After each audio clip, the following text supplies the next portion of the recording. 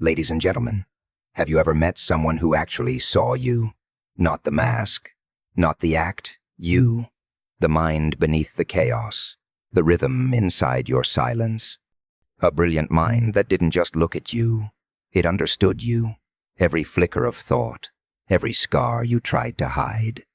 For a moment it felt like connection rare, electric, terrifyingly real. But then, something happened. They looked too deep.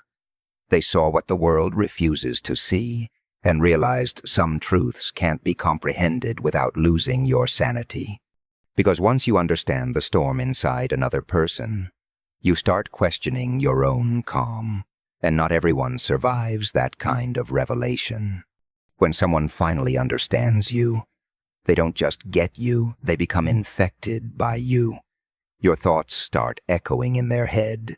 Your silence begins to scream in their chest. They think it's empathy, but it's a curse disguised as connection. Because to truly understand someone like you, they have to step into your chaos, walk through your mental fire, and breathe in your smoke. They start losing themselves while trying to save you. Every word you speak starts to rewrite their reality.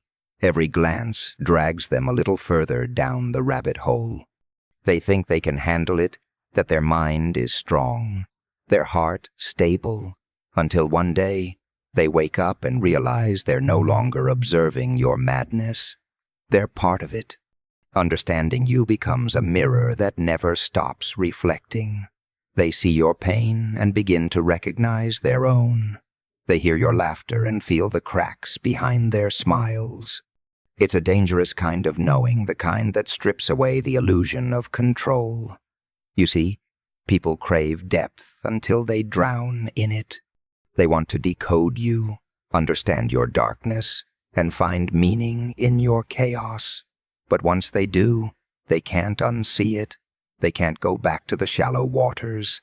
They're changed not because they had discovered who you are, but because they discovered what they've been hiding from themselves.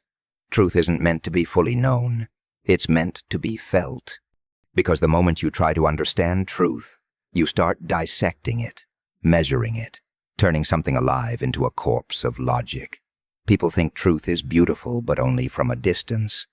When you get close enough to touch it, it burns.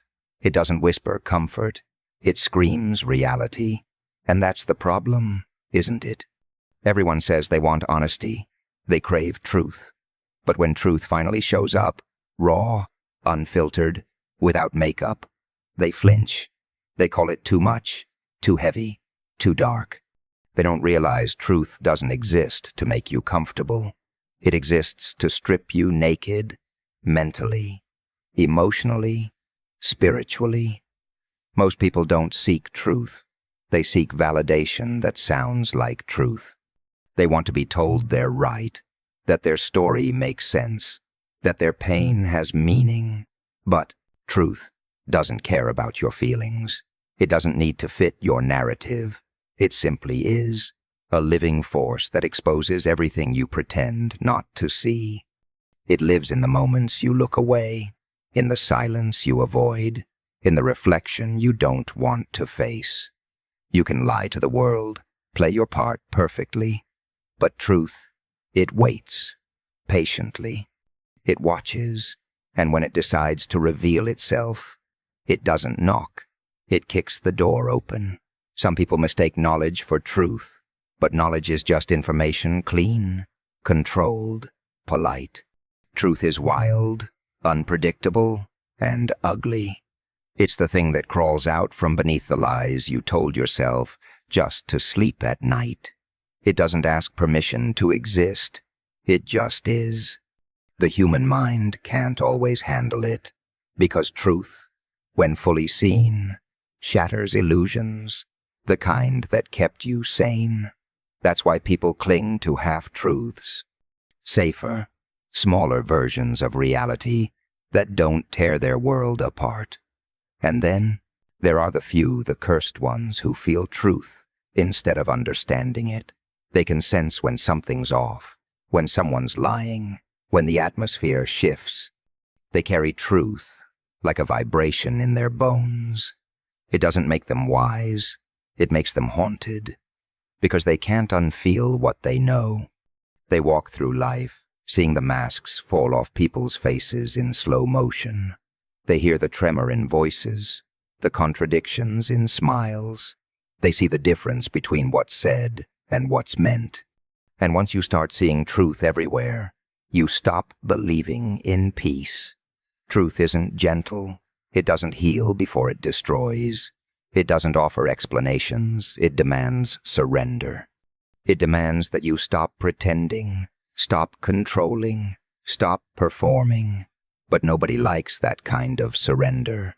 Everyone wants the kind of truth that makes them look heroic. They don't want to face the parts where they were the villain, the coward, the manipulator. But truth remembers. It keeps records that no conscience can erase. It has a way of resurfacing when you least expect it, a word, a smell, a face, and suddenly you're right back there, standing in front of the version of yourself you swore you'd never be again. People say truth sets you free, but what they don't tell you is that freedom hurts. It tears away everything false until only the real remains, and the real is never pretty. The real doesn't smile for cameras. The real doesn't fit into motivational quotes or Instagram captions. The real is chaotic, trembling, raw. It's the moment your voice cracks mid-sentence, the silence after an argument, the thoughts that keep you awake when everyone else is asleep. Truth doesn't need words. It just exists. It's the ache behind laughter, the shadow behind your light, the reason you feel uneasy in perfect moments. It's always there, waiting for you to stop pretending you can comprehend it. The deeper the mind, the darker the understanding. Because the more you see, the less you can ignore.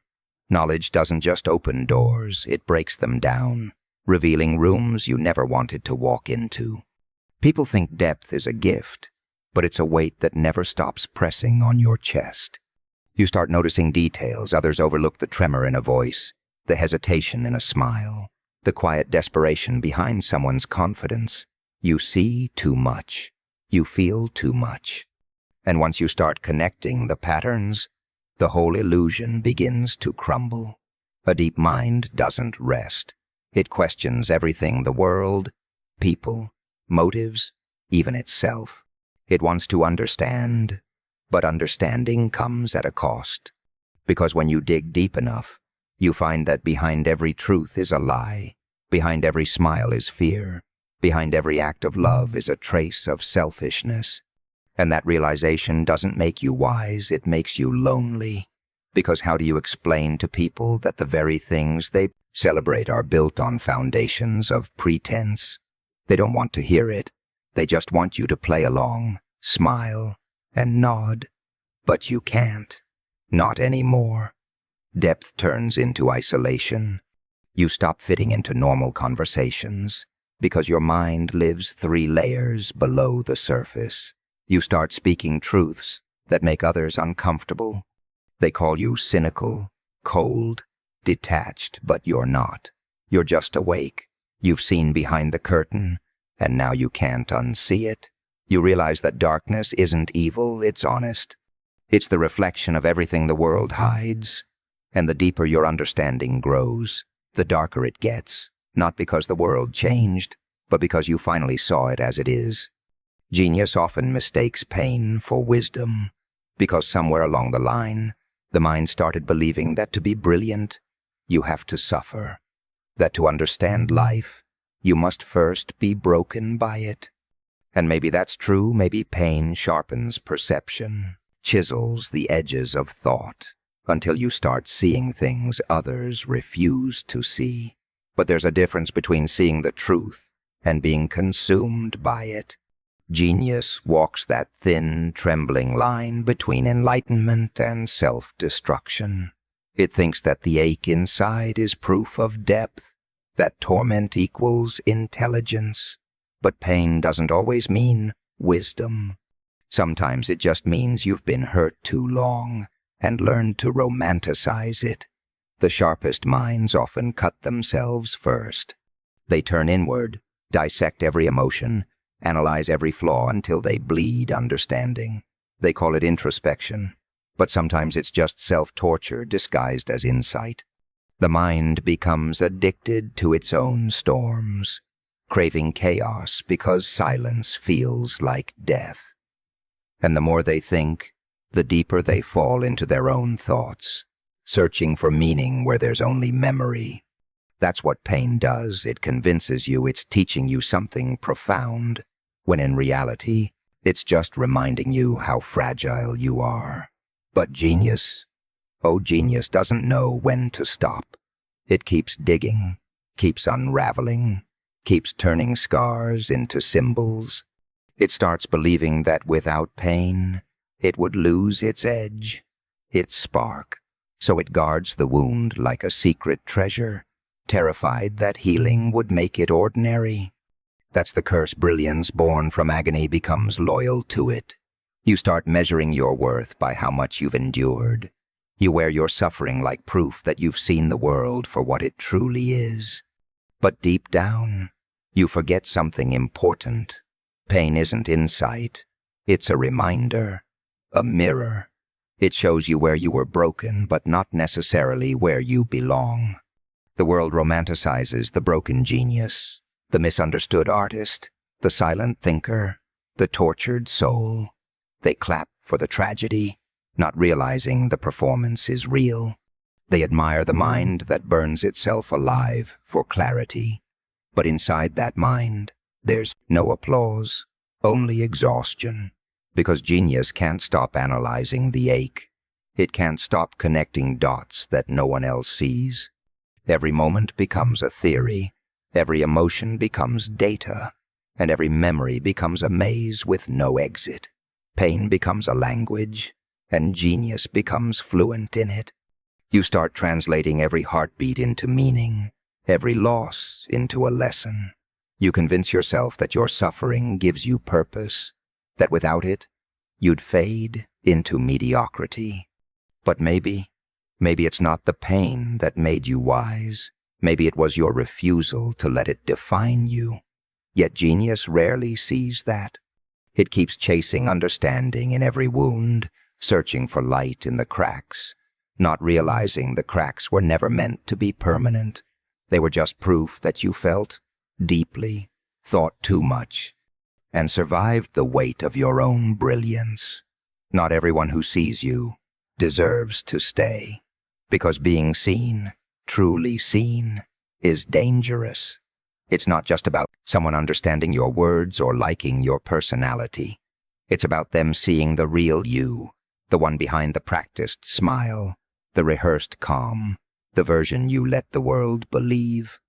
When someone looks past that, when they touch the rawness you keep hidden, it feels powerful, until it doesn't. Because once they've seen that part of you, they hold something fragile, something you can't take back. People crave connection, but they forget that intimacy is exposure. The more someone knows you, the more power they have to hurt you. They can twist your truths, weaponize your softness, mimic your emotions, and call it love.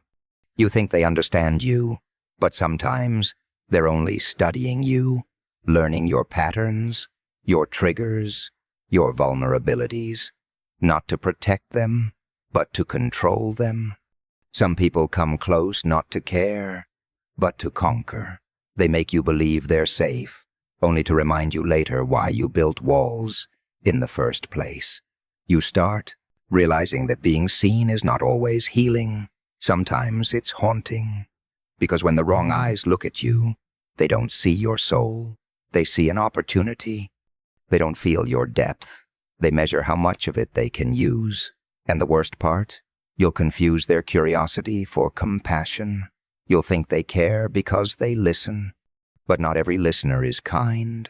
Some just enjoy the sound of your unraveling. Not everyone is meant to hold your truth. Some are meant to pass by, not settle. Because when someone truly sees you, they're touching something sacred. Your essence, your pain, your history. and not everyone has the heart to carry that weight without breaking it. So, you learn to choose. You stop offering pieces of yourself to anyone who looks interested. You stop mistaking recognition for safety. You realize that being understood by everyone isn't the goal. It's the trap.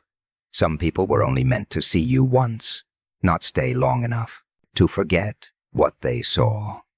Reality bends when empathy goes too far, because the moment you start feeling everything, you stop knowing where you end, and others begin. You start carrying emotions that aren't yours, thinking thoughts that never belonged to you. You absorb people's pain like it's your own, and soon enough, your reality starts to twist. You begin to confuse compassion with identity. Their sadness becomes your shadow. Their chaos becomes your mirror. It's not empathy anymore. It's possession disguised as understanding. The deeper you feel for others, the blurrier the world becomes. You start justifying everything, their cruelty, their silence, their lies, because you can feel the reason behind it. You make excuses for people who would never do the same for you. You forgive too easily because you understand too deeply, and that's the curse, isn't it?